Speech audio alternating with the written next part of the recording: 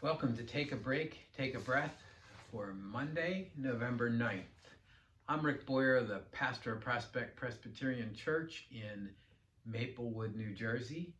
And Take a Break, Take a Breath is an invitation to pause in the middle of your day, to be calm and relaxed, and to center yourself in God who made you and loves you and calls you by name.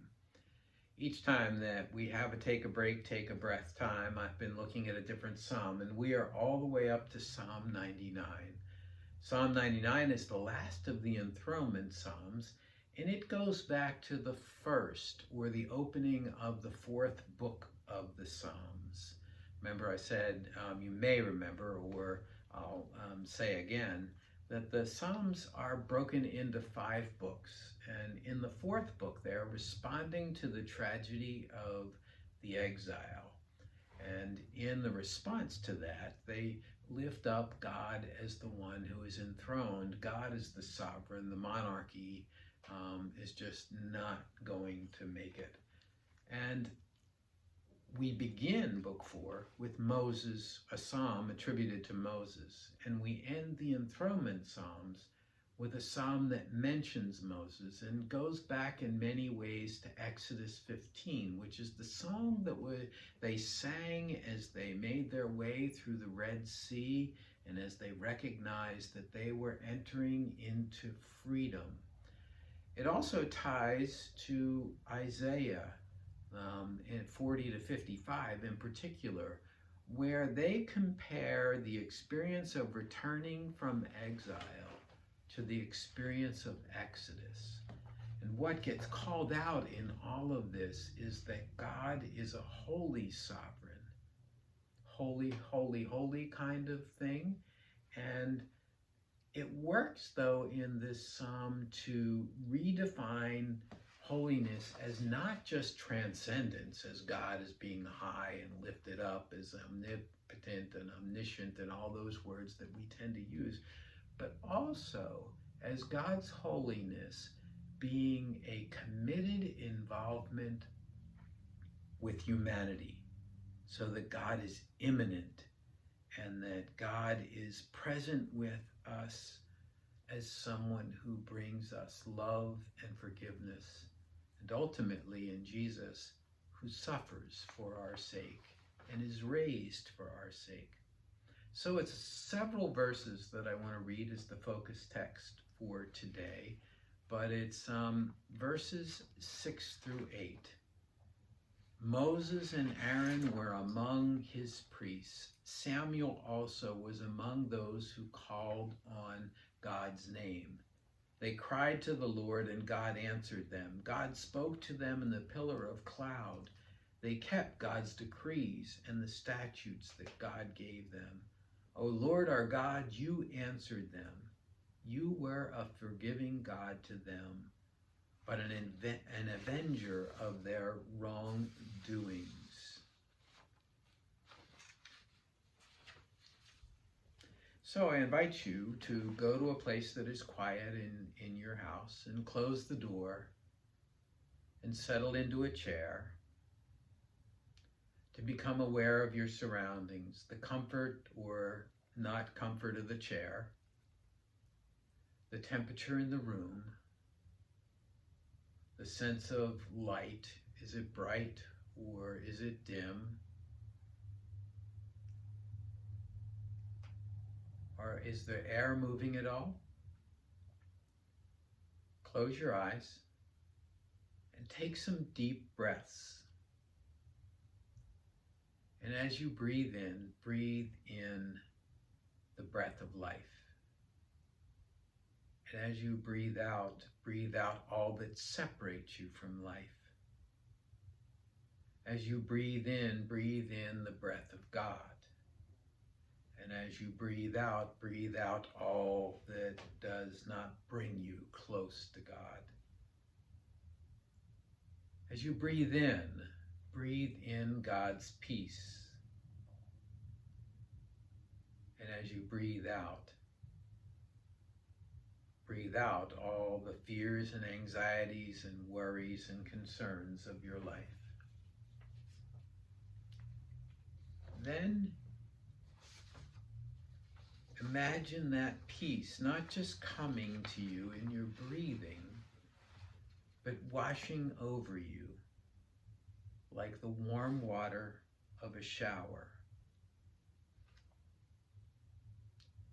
Imagine that warm water running down over your head. And as it does so, all of the things that have been going on so rapidly in your mind slow and come to a pause. And it washes down over your face, and your brow unfurrows, and your jaw relaxes. And it washes down over your neck. And as it does so, your neck feels free of pain and tension. It washes down over your shoulders and your arms and drips off the end of your fingers. And as it does so, the tensions in your shoulders are released, and if your shoulders have been hunched, they drop. And if your hands have been closed, they're open. And maybe you turn them palms up to receive God's peace. It washes down over your chest, calming your breathing, and slowing your heart rate. It washes down over your stomach, and calms any flutters, eases any pains. It washes down your back, and the muscles in your back relax, and the pains melt away. It moves down over your hips and your thighs and your knees and your calves and your ankles all the way to your toes. And all of the muscles in your legs relax. And you are immersed and washed in the peace and presence of God.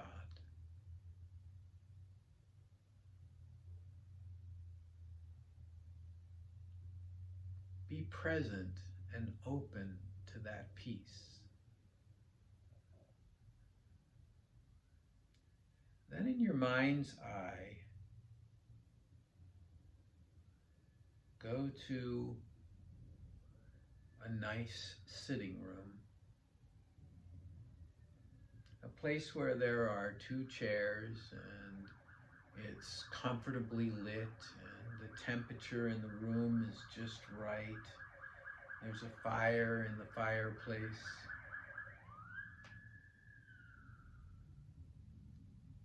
You're there by yourself to be at peace and to be calm and to reflect and to meet with Jesus. And Jesus comes in. There's a smile on his face, and his arms are open if you want for a hug as he draws close to you. He motions with his hand for the 2 of you to sit again. And you do. He offers to take your hand. And he looks into your eyes. And he says to you, what do you want to talk about? What's troubling you? And what's giving you joy on this day? I'll be quiet while the 2 of you talk.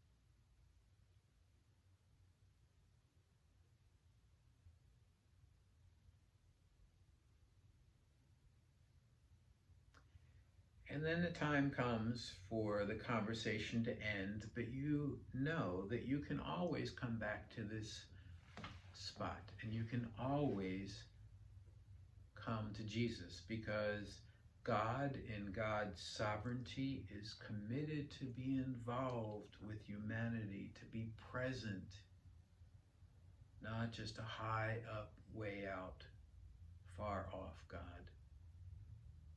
And so the two of you say goodbye for now. And you watch as he goes out the door of the room. And then you let that image fade.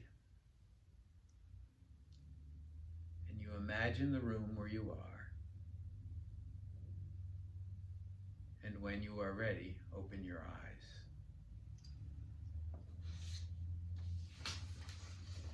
Well, that's Take a Break, Take a Breath for Monday, November 9th. If you have feedback for me, or you would like to talk or pray, give me a call if you have my phone number, or send me an email, and we'll make arrangements to talk and pray together real soon.